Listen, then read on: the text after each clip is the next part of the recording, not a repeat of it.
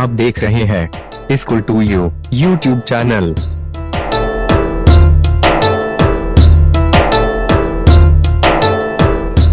प्रश्न क्रमांक 1 आयझॅकच्या खालील गुणांचे एक उदाहरण लिहा।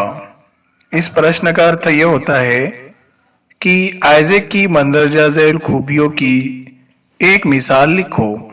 यहाँ पर आयज़ैक की दो खूबियां लिखी हुई है, दो कॉलम में हमको उसकी एक एक खूबी बयान करना है।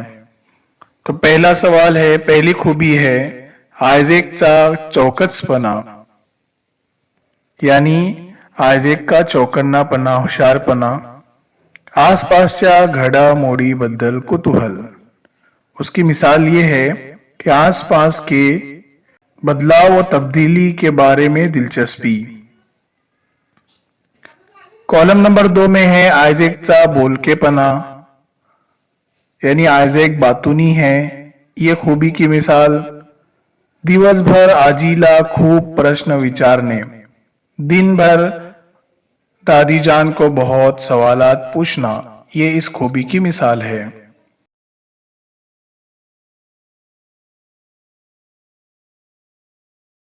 उसके बाद प्रश्न है, फिरत्या चक्राच्या निर्मितीचा ओघ तख्ता तैयार करा। ओघ तख्ता यानी तरतीबी खाका। इस प्रश्न का अर्थ ये है कि फिरते हुए चक्की की बनाने का तरतीबी खाका तैयार करो। पहले शुरुआत में है, निर्णय पक्का करून त्याने पुरचुंडी काढली, यानी इरादा पक्का करके उसने थैली निकाली। उसके बाद की स्टेप में आएगा, एक खीड़ा ठोकून तो पवन चक्कीला जोड़ला। एक खीला ठोक कर उसने पवन चक्की को जोड़ा। उसके नीचे वाले सर्कल में आएगा, एक मोठा उंदीर पकडून डब्यात बंद करून ठेवला। उसने एक बड़ा चूहा पकड़ के डब्बे में बंद करके रख दिया। उसके बाद की सर्कल में डब्यातला उंदीर बाहेर पडण्यासाठी डब्यातल्या डब्यात फिरू लागला। डब्बे में का चूहा बाहर निकलने के लिए डब्बे में के डब्बे में फिरने लगा। उसके बाद लास्ट सर्कल है खाली, उसमें आएगा, उंदरा बरोबर डबाही फिरायला लागला। चूहे के साथ साथ डब्बा भी फिरने लगा। और लास्ट में जो ऑलरेडी दिया हुआ है, पाण्याच्या प्रवाहाने चक्र फिरू लागले। पानी के बहाव से चक्की फिरने लगी।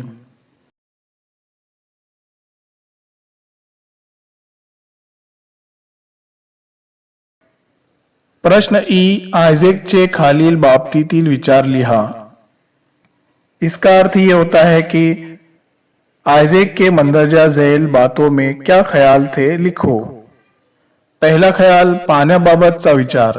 पानी के बारे में आयझॅक क्या सोचता था?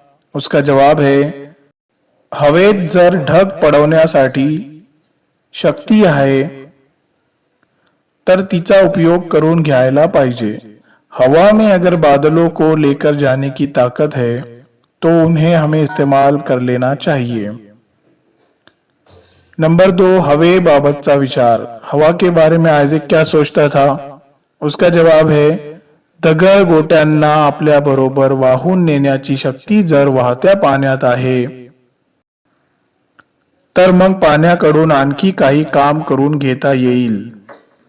वो सोचता था कि पत्थर, बड़े बड़े पत्थर को अपने साथ बहाकर ले जाने की ताकत अगर पानी में है तो फिर पानी से और बहुत सारे काम करता आएगा या लेते आएंगे।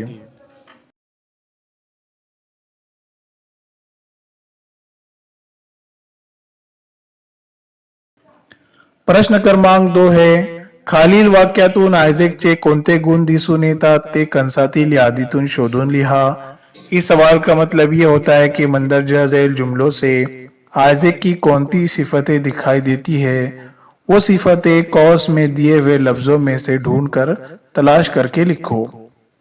कौस में ब्रैकेट में लफ्ज दिए हुए हैं, सृजनशील, जिज्ञासु, कुतूहल, आरसी, कर्तव्य तत्पोल, अबोल। इनमें से हमको इस सिफतों के नाम है उसके लिए चूज करना है। पहली मिसाल है पहा ढगांना कशा पड़वत आहे ती, देखो बादलों को वो कैसे बहाकर या भगाकर ले जाती है। तो ये कौन सी सिफत है? कुतूहल। उसके बाद प्रश्न उंदरा बरोबर डबाई फिरायला आणि पवनचक्की ही। इसका मतलब ये होता है कि चूहे के साथ साथ डब्बा भी फिरने लगा और पवनचक्की भी। तो ये सिफत है सृजनशील। उसके बाद मोठी पवनचक्की तयार व्हायच्या आत आपण लहान पवनचक्की तयार करायचे। ये कौन सी सिफत है? कर्तव्य तत्पर। उसके बाद बड़ी आजी वारा कुठे राहतो, दादीजान हवा कहाँ रहती है। तो ये कौन सी सिफत है? जिज्ञासु।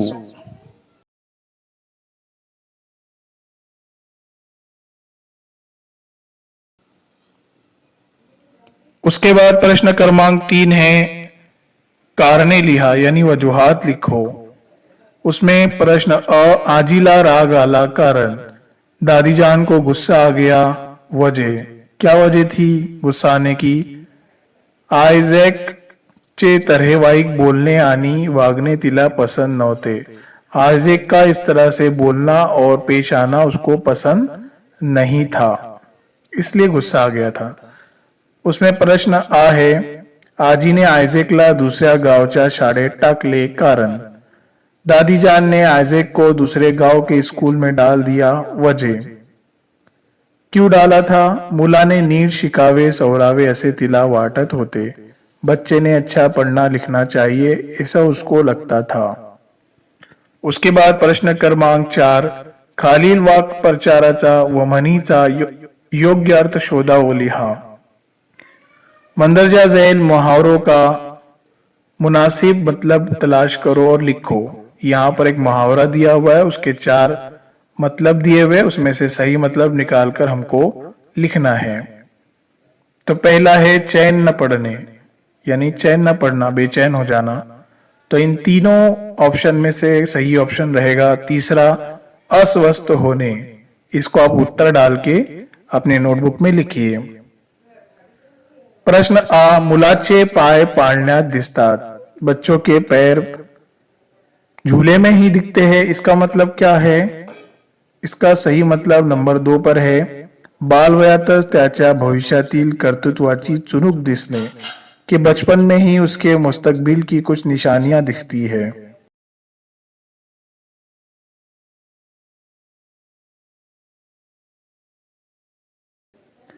उसके बाद प्रश्न क्रमांक 5 सहमत सेल्फ रिस्पॉन्स क्वेश्चन है, खुद की राय। उसमें पहला सवाल पूछा गया है न्यूटनच्या बालवयातील तुम्हाला आवडलेला प्रसंग लिहा। न्यूटन के बचपन का तुमको पसंद आया हुआ वाकया लिखो। उसका जवाब नीचे दिया जा रहा है, आप उसको समझकर पढ़कर अपने नोटबुक में लिखिए।